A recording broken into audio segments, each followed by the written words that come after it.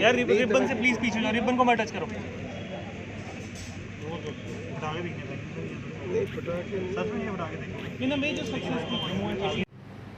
देखिए, what I feel is we all know that there's a very drastic change in the overall security situation in the duty. That is borne out by the facts and figures. That is nobody's claim that it has happened on its own. A very large number of successful operations have been conducted. While carrying out CT ops, we have tried to keep our people safe, their property safe. People are with us. By and large, people are with us. We have also tried to hit the terror ecosystem on various fronts. As a result of which, overall security scenario is much better. Today, you do not have the kind of situation which prevailed there 3-4 years back. So therefore, to show that the VIP visits or any such activity which sends a positive signal to the people, positive message to the people, the terrorists and their handlers across would like to show that all is not well. We know that there are still some terrorists left. Our operations are on and we would be able to take care of them. Because he is here to launch target. Absolutely, you are right. Pakistan is an enemy of development, is a lover of destruction. That is what they have done for the last 30 years, over 30 years. They want like any developmental activity to happen. They want like people to heave a sigh of relief and lead a normal life. So definitely Pakistan and its agencies have been ensuring that the valley remains not in peace but in disturbance. But now that things are better, things are improving every day. So therefore, sir, definitely I would say that that is the purpose behind this kind of act.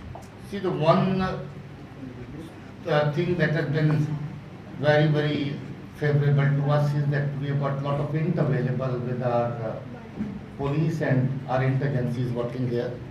And that is why we've been able to successful to bust so many modules who are indulging in weapon smuggling through the use of drone. One single case, over 30 sorties were received by a particular person, and that case, that module was busted. Similarly, most of the sorties which were planned to carry out terror attacks, ready-made IEDs were sent from across. Police and the security forces and the agencies had information. We were able to intercept most of them. I think as a technology, we are working to ensure that we have better countermeasures on ground, but as of now, whatever has been done in terms of our surveillance devices that we have and our human int and other technical int, we've been able to thwart most of their attempts. We would like to do more in the These further attacks were stopped. The Jammu and Kashmir police further said that another terror module has also been busted. So this was all the handiwork of the Lashkar. दो अलग-अलग जगह पे बस में blast हुए थे।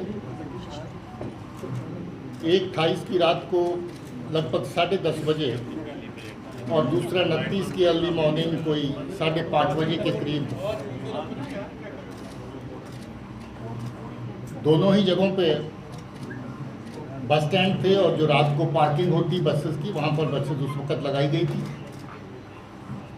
इत्फाकन blast के time पे बस में सवारियां नहीं थी, मगर बगल में कुछ लोग एक दो जो बस में होते हैं उनको हल्की फुल्की लगी थी। मुझे ये बताते हुए खुशी हो रही कि ये ब्लास्ट का केस बहुत ही कम समय में उधमपुर पुलिस के ऑफिसर्स ने एडीजी साहब की क़यादत में वर्कआउट किया है और इसमें जो दोषी है उसको पकड़ लिया गया है।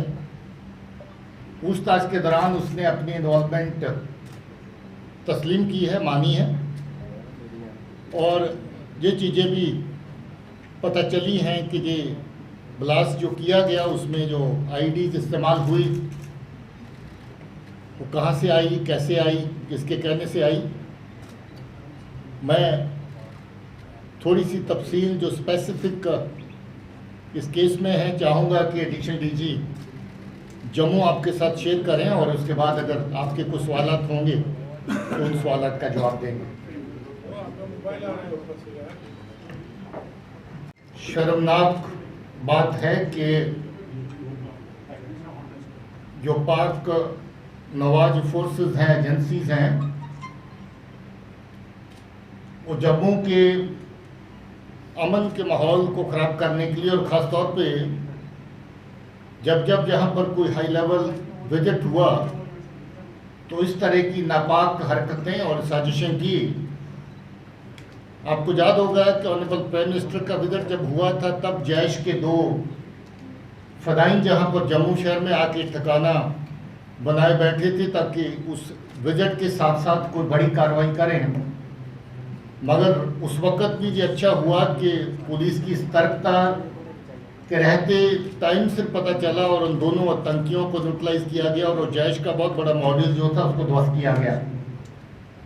इस बार भी ये लश्कर का मॉड्यूल है, बेसिकली असलम शेख लश्कर के साथ वाबस्ता है। 2005 में ये एक्टिव आतंकी होता था और बिलावर के केस में गिरफ्तार हुआ था जिसमें इसको सज़ा हुई थी और थोड़ा ही अर्सा पहले जेल से शूट करके ये वापस आया था और जेल से छूटने के बाद ही ये पाकिस्तान में बैठे अमीन के खुबैब जिसको कहते हैं उसके कांटेक्ट में आया और इसको ये कार्रवाई दी गई कि इस वक्त जो बड़ा एक विजिट दिल्ली से प्लान हो रहा है उसके पहले कोई बड़ी कार्रवाई की जाए और उसको जगह भी दी गई कि उधमपुर में जहां पहले किया था उसी जगह पर इस तरह के फिर से 2 बड़े धमाके जो हैं उनको अंजाम दिया जाए।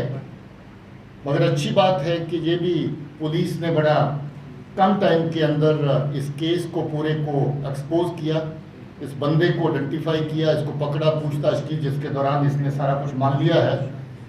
पॉसिबल था कि अभी भी इसके पास आईडी और अवेलेबल थी, अभी 5 आईडी और इसके पास अवेलेबल थी और अगर ये पुलिस की गिरफ्त में नहीं आता तो हो सकता था कि और भी इस तरह की आतंकी कार्रवाइयाँ ये 2-3 दिन के अंदर जो हो जाती। और इसके साथ ही दूसरा केस जिसका जिक्र अडीश डे साहब ने किया जो बी बिलावर का रहने वाला लड़का है और वो जैश के साथ कॉन्टेक्टेड है, उसको भी उसी एरिया में बॉर्डर के एरिया में आईडी जो है वो फराहम की गई ताकि वो भी को फर्दर उसको आतंकी कार्रवाई के लिए इस्तेमाल करे। मगर अच्छा हुआ कि उस केस में भी वो आईडी पहले ही बरामद हो चुकी है और वो लड़का पकड़ा जा चुका है। इस तरह की साजिशें जो नॉन स्टेट एक्टर्स जिनको कह करके लश्कर या जैश के मॉड्यूल्स के थ्रू जम्मू के आसपास के एरिया में जम्मू, उधमपुर, कटरा, राजौरी, पुंछ जो पिछले कितने भी टैक्स को रिवाइव करके उनका इस्तेमाल आतंकी गतिविधियों के लिए कर रहे थे। इसी सिलसिले में जैसा कि आप जानते हैं कि कुछ मॉड्यूल्स को पकड़ा गया था जिसमें पिछले उधमपुर ब्लास्ट के एक्यूज भी शामिल थे। इसी कड़ी में मोहम्मद अमीन भट्ट इलियास खुबैब जो डोडा का रहने वाला है, इसने उधमपुर में पिछले ब्लास्ट में भी इसका हाथ था और अभी के ब्लास्ट में भी इसी आतंकी ने जो कि पाकिस्तान में जाके सेटल हुआ है वहाँ से इसने अपने कॉन्टैक्ट्स को रिवाइव किया, जिसमें असलम शेख नाम का आतंकी जो बसंतगढ़ उधमपुर का रहने वाला है उसको इसने सोशल मीडिया ऐप्स के ज़रिए कॉन्टैक्ट किया और उसके बाद इसको 21 तारीख सितंबर को इसने कहा कि तुम्हें कोई सामान जो है मैं ड्रॉप करवाऊंगा ड्रोन के ज़रिए, उसको पिकअप करना है।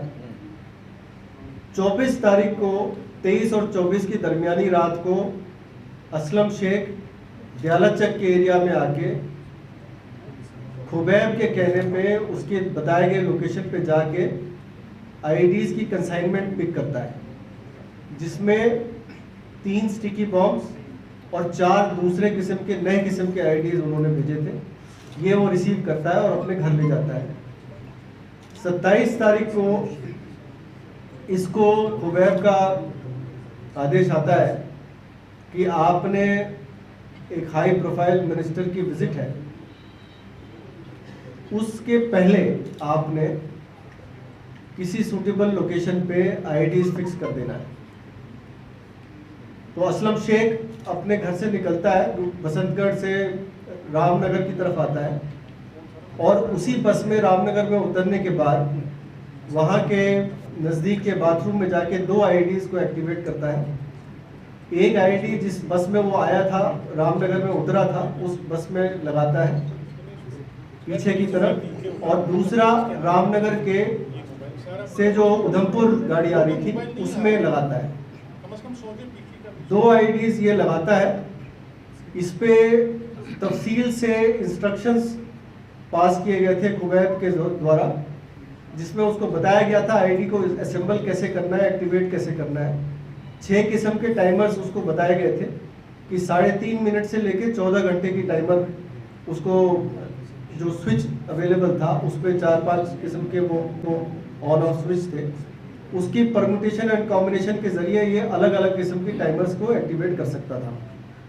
तो इसने दोनों गाड़ियों में, एक गाड़ी में 7 घंटे की टाइमर और एक गाड़ी में 14 घंटे की टाइमर लगाई, और उसको वहां रखने के बाद ये वापस बसंतगढ़ चला गया। उधमपुर पुलिस ने अपनी पूरी टीम के साथ मेहनत करके 4-5 संदिग्ध लोगों को पहले पूछताछ के लिए बुलाया था, जिनमें एक ये भी शामिल था, और इसकी पूछताछ पे इसने अपने सारे जो कारनामे किए हैं उसका खुलासा किया। इसकी शिनाख्त पे 5 जो बची हुई आईडीज़ थी वो बरामद कर ली गई, जिसमें 3 स्टिकी बॉम्ब है, 2 और उसी किस्म के आईडीज़ थे जो कि वहाँ पे उधमपुर में लगाए गए थे। इन सब को यहाँ डिस्प्ले पे रखा गया है और आप इनको देख सकते हैं। साथ ही साथ इसी मॉड्यूल से एक और जैश का मॉड्यूल जुड़ा हुआ था, जो कठुआ बेस था, जिसमें जाकिर हुसैन नाम का शख्स, उसको गिरफ्तार किया है, मल्हार का रहने वाला है, और उसको फरीद नाम के आतंकी, जो पाकिस्तानी आतंकी था, 10-12 साल जेल काट के वापस पाकिस्तान गया था, वहाँ से इसने इसको एक्टिवेट किया था। उसकी गिरफ्तारी के बाद भी उसकी शिनाख्त पे एक स्टिकी बॉम्ब बरामद किया गया है। तो 2 जो मॉड्यूल्स थे, एक जैश का और एक लश्कर का, ये इस ऑपरेशन के जरिए इनको काबू कर लिया गया है, और अब इस पे जैसे जैसे तफ्तीश चलेगी आगे की कार्रवाई की जाएगी। Would you like to comment on this Pakistan terrorism case? So far, during investigation of any case, there is no definite link of Khalistani terrorists with the terrorist operating here. But yes, there are intelligence inputs which indicate a possibility towards that, and we are investigating that now. On off switch थे, उसकी permutation and combination के जरिए ये अलग अलग किस्म की timers को एक्टिवेट कर सकता था। तो इसने दोनों गाड़ियों में, एक गाड़ी में 7 घंटे की टाइमर और एक गाड़ी में 14 घंटे की टाइमर लगाई, और उसको वहां रखने के बाद ये वापस बसंतगढ़ चला गया। उधमपुर पुलिस ने अपनी पूरी टीम के साथ मेहनत करके 4-5 संदिग्ध लोगों को पहले पूछताछ के लिए बुलाया था, जिनमें एक ये भी शामिल था, और इसकी पूछताछ पे इसने अपने सारे जो कारनामे किए हैं उसका खुलासा किया। इसकी शिनाख्त पे 5 जो बची हुई आईडीज़ थी वो बरामद कर ली गई, जिसमें 3 स्टिकी बॉम्ब है, 2 और उसी किस्म के आईडीज़ थे जो कि वहाँ पे उधमपुर में लगाए गए थे। इन सब को यहाँ डिस्प्ले पे रखा गया है और आप इनको देख सकते हैं। साथ ही साथ इसी मॉड्यूल से एक और जैश का मॉड्यूल जुड़ा हुआ था, जो कठुआ बेस था, जिसमें जाकिर हुसैन नाम का शख्स, उसको गिरफ्तार किया है, मल्हार का रहने वाला है, और उसको फरीद नाम के आतंकी, जो पाकिस्तानी आतंकी था, 10-12 साल जेल काट के वापस पाकिस्तान गया था, वहाँ से इसने इसको एक्टिवेट किया था। उसकी गिरफ्तारी के बाद भी उसकी शिनाख्त पे एक स्टिकी बॉम्ब बरामद किया गया है। तो 2 जो मॉड्यूल्स थे, एक जैश का और एक लश्कर का, ये इस ऑपरेशन के जरिए इनको काबू कर लिया गया है, और अब इस पे जैसे जैसे तफ्तीश चलेगी आगे की कार्रवाई की जाएगी। लगभग 4 कामयाब ऑपरेशन कश्मीर घाटी के अंदर कर चुके हैं। उसमें जैश के, लश्कर के दहशतगर्द जो हैं उनको एलिमिनेट किया गया है। ये जो अभी आज की घटना हुई, इसमें उस वक्त हमारे डीएसपी हेडक्वार्टर एक नाका की इंस्पेक्शन के लिए, एक जो सीआरपी और पुलिस का नाका था वहाँ पर पहुँचे थे, और किसी गली की तरफ से उस वक्त फायर आया, जिसमें जावेद अहमद डार नाम के एसपीओ हमारे जो हैं वो शहीद हुए। हम लोग पहचान लगभग कर चुके हैं, उसमें पता चल चुका है कि क्या है। अभी शेयर करेंगे, मगर उसके लिए ऑपरेशन जारी है और मुझे उम्मीद है कि जल्द ही इसको भी ख़त्म करेंगे। हाँ, ये भी हो सकता है कि इसका ताल्लुक भी VIP विजिट को लेकर के ही हो, क्योंकि इस तरह की करतूतें जैसे मैंने पहले कहा कि वो करते हैं जब भी ऐसा विजिट होता है, पॉसिबिलिटी है कि उसके साथ जुड़ करके इस इंसिडेंट को देखा जाए। Sir, can we see the These are the sticky bombs which he got, a drone which was dropped into a drone, and he was in touch with a handler in Pakistan.